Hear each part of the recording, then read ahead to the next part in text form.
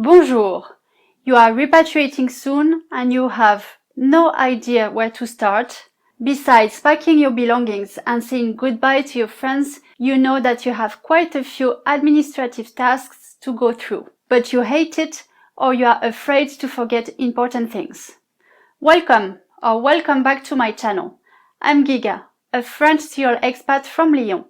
I blog at Expat in France to help English-speaking expats with the French red tape and also understand the French culture to thrive in France. I have repatriated 7 times and every time is hard. I have also helped about 2,500 expatriates as a global mobility manager in the past 12 years. We often underestimate how hard it can be to go back. Go back to our country we have often left several months or even years ago, and also go back to an old self that doesn't really exist anymore. It is already emotionally hard enough, so let's try to make the logistics a bit easier. If you find this video useful, please like the video by clicking on the thumbs up and also subscribe to my channel. Merci! Let's start! Whether you've been living in France for a few months or a few years, you may have settled some roots here. Maybe rented a flat, had a job, registered to several administrations, or maybe even got married and had children in France.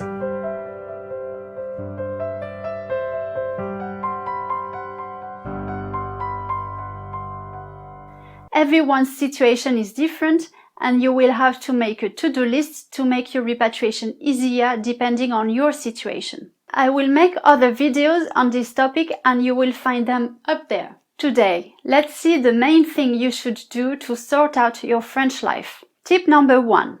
Give notice to your landlord or put your property on the market for rent or for sale. If you are renting, notice period will be 1 month in most big French cities or 3 months in smaller towns. Double check your rental contract. You should always give notice in writing by registered mail, even if you get on well with your owner. I tell you this by experience.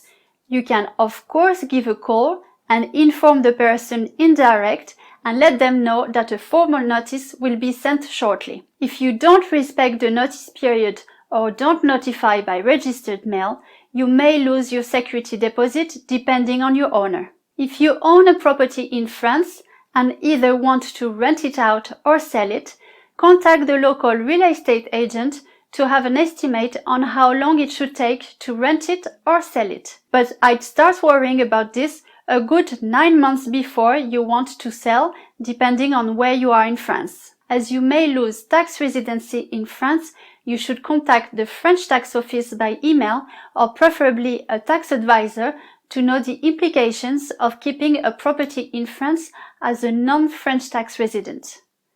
Tip number 2. Gather the necessary documents. Make sure you start gathering in advance the necessary administrative documents before your departure. Some will be more difficult to get once you're gone, such as work-related documents, employment certificate, work references, contract, but also all your payslips. Yes, keep all your payslips as they may be useful when it comes to calculate your future retirement. Then your tax notices, but also all your children's school reports, your health-related documents, vaccine certificate, copy of your medical records of your French doctors. Another important document to get if you're moving to another EU country is your U1 form. It is a statement of insurance periods to be taken into account when calculating an unemployment benefit. This form will be useful if you haven't opened your unemployment rights in France by registering to Pôle emploi, the French job centers. The benefits duration and the conditions to register with a U1 will depend on the new country of residence calculations. For example, people coming to France with a U1 from another EU country must work 1 day minimum in France to open their right to unemployment benefits in France based on their contribution during their previous EU country of residence as stated on their U1 form.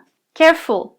The salary used to calculate the unemployment benefit amount will be the last one in France, not the salary stated on the U1 form. Also, if you are already receiving Pôle emploi unemployment benefits when repatriating, you should request the U2 form from Pôle emploi International Services. It is an authorization to keep receiving unemployment benefits while looking for a job in another EU country. This exportation of rights is for a limited duration, usually 3 to 6 months.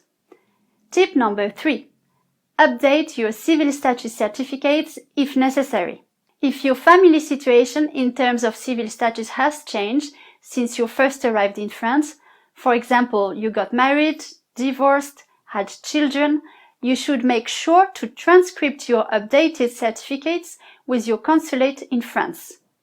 For example, if you are British, you should transcript them with the British consulate in France. You will still be able to update it at home, but legalization and translations may then be required. Tip number 4. Update your resident status with your consulate. If you were registered with your consulate in France, let them know you are leaving the country. Also, if you are moving to a non-European country with a household goods shipment, you will be requested a change of residence certificate from the customs services. Your consulate will be able to provide you with this document. Tip number 5. Inform the French administrations. There are quite a few administrations you will need to inform, and this will depend on your situation. Here are the main ones. The French tax office. Once you have found your new permanent accommodation in your new country of residence, you should inform the French tax office and provide the date you have left the country, usually your flight date, and also your new address of residence. Remember that you will need to do the French tax return the following month of April regarding your previous year income. It is therefore recommended to keep your French bank account opened until the following months of September or October, when you will receive your French tax notice. If you don't receive any tax notification by mail or email, it is your responsibility to check your online tax account to make the corresponding payments. Then the French healthcare, l'assurance maladie. Within 1 month following your departure, you should send the form S1105 that you can find on the Amélie website or on the Expat in France blog. You will find the link in the description below. With this form, you inform the assurance maladie of your new address. This doesn't apply to you if you are going abroad under the assignee status, and therefore you are keeping your right to the French social security. One insider tip. If you know that you'll be back in France in the next 12 months or so, I would avoid unregistering with the assurance maladie. This will prevent you from the long process of registration you had to go through when you first arrived. Then terminate your contracts. You need to terminate all contracts you have in France, such as electricity, gas, telephone, internet, water, local insurance, etc. Another insider tip. What I usually do when I repatriate, during the last 3 months in the country, I list all the postal mails I receive and all the bills I pay, and this helped me to unregister one by one before leaving. And make sure you don't forget any administration or contracts running. For example, your French newspaper subscription or the CAF you've been receiving family benefits from. I hope you found this information useful. If you did, you can like the video and subscribe to the channel for more expat dedicated content. Merci et à bientôt!